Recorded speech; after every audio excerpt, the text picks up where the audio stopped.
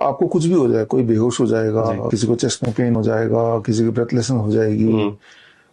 तो जैसे ही हॉस्पिटल जाते हैं, डॉक्टर का पहले से ही एक प्रोपेगेंडा, पहले से ही एक वो स्क्रिप्ट तैयार है कि आपको तो भाई एंजियोग्राफी करना पड़ेगा। एंजियोग्राफी का मतलब ही एंजियोप्लास्टी कर देंगे वो, ठीक है ना। और एक और स्क्रिप्ट है कि भाई कि अगर नहीं कराओगे तो आप खुद लिख के दे दो और आप ही रिस्पॉन्सिबल है अपने जान और माल का। जबकि रिस्पॉन्सिबल तो आप वैसे भी हैं, क्योंकि अगर आप बोलेंगे एंजियोग्राफी करो, एंजियोप्लास्टी करो, तब भी वो लिखवाएंगे कि भाई आप कंसेंट दे रहे हो, कुछ भी हो जाएगा तब भी आप रिस्पॉन्सिबल हो। तो ये एक बात समझनी पड़ेगी जी। मान लो किसी को हार्ट की बीमारी एक्चुअली हो जाती है, ब्लॉकेज हो जाता है, तो हमारे बॉडी में कुदरत ने जिस तरह से आपकी गाड़ी में एक स्टेपनी है, कभी पंचर हो गया तो स्टेपनी उठा के डाल दो, वैसे ही बॉडी में स्टेपनी बना के रखा है गॉड ने। इसे कहते हैं कोलेटरल आर्टरीज। ओके। हाँ, तो जैसे जैसे पुराने आर्टरी बंद होते हैं, नए आर्टरी खुल जाते हैं। ओके। और इसीलिए सारे आर्टरी बंद भी हो जाएं तब भी नए आर्टरी खुल जाएंगे, तो इंसान को पता नहीं चलता है। हो सकता है मेरे सारे आर्टरी बंद हो लेकिन नए आर्टरी खुल जाएंगे तो आई विल नॉट नो, है ना। कुछ लोगों में इसमें थोड़ा गैप रह जाता है, नया आर्टरी पुराने आर्टरी बंद हो गए, नया आर्टरी खुल ही रहे हैं अभी, उस दौरान उसको चेस्ट पेन होगा, सिम्टम्स हार्ट अटैक के आएंगे, ठीक है ना। तो अब वो डॉक्टर पहुंचेगा, डॉक्टर को ये बताना चाहिए कि भाई आपकी कोलेटरल आर्टरी आप जल्दी खोल लो, उसके लिए आपको the kind of diet, DIP diet, यानी कि फ्रूट्स एंड वेजिटेबल 70% अपने डाइट में रखो, डोंट ईट आफ्टर 6 PM। तो 1 महीना लगता है कोलेटरल आर्टरी खुलने में।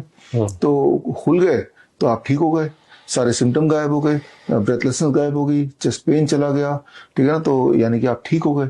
तो इसे कहते हैं मेडिकल भाषा में नेचुरल बाईपास। बॉडी खुद ब खुद बाईपास करती है।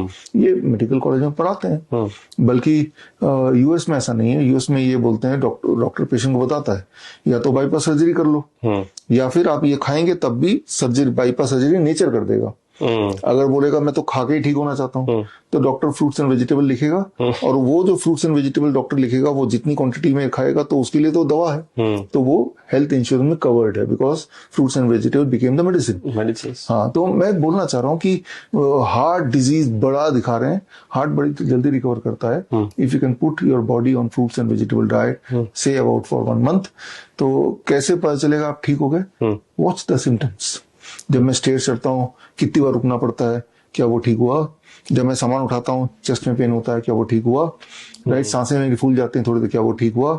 इफ द आंसर इज हाँ, ठीक हो गया, तो आपका हार्ट बराबर काम कर रहा है, तभी ठीक हुआ।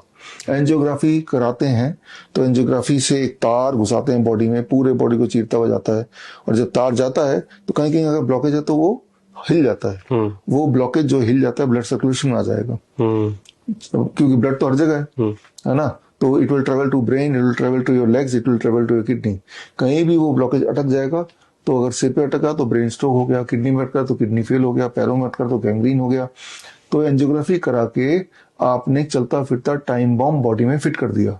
कब आपके साथ कोई ना कोई एक खेल हो जाएगा कुछ नहीं पता। इस पे जो मैंने एक किताब लिखी है, fish tank model for heart care, जो बातें मैं आपको बता रहा हूँ उसके सबूत उस सारी उस किताब में होगा, including the testimonial those who got cured. तो ये किताब पढ़ेंगे तो आपको समझ आ जाएगा कि बड़ा दिखाने वाली बीमारी का आसान सोल्यूशन घर पे ही मौजूद है। और एक बार करके देखिए आप लोग, कम से कम 20-25 दिन करके देखिए, फिर इसी चैनल में आके कमेंट में डाल के बताइए कि भाई आप पे काम किया कि नहीं, ताकि आप ठीक हो और लोग भी जागरूक हो। बड़ी से बड़ी बीमारी का आसान से आसान इलाज घर बैठे ही हो सकता है। अधिक जानकारी के लिए कॉन्टैक्ट करें ਨੀਅਰੈਸਟ ਡਾਕਟਰ BRC clinic@home। ਹੋਰ ਵਧੇਰੇ ਜਾਣਕਾਰੀ ਵਾਸਤੇ ਤੁਸੀਂ ਸਕਰੀਨ ਤੇ ਦਿੱਤੇ ਹੋਏ ਨੰਬਰਾਂ ਦੇ ਨਾਲ ਕੰਟੈਕਟ ਕਰ ਸਕਦੇ ਆ, ਜਾਂ ਸਾਨੂੰ ਮਿਲ ਸਕਦੇ ਆ ਡਾਕਟਰ BRC clinic@home, ਨਿੱਕੇ ਘੁੰਮਣ, ਗੁਰਦਾਸਪੁਰ।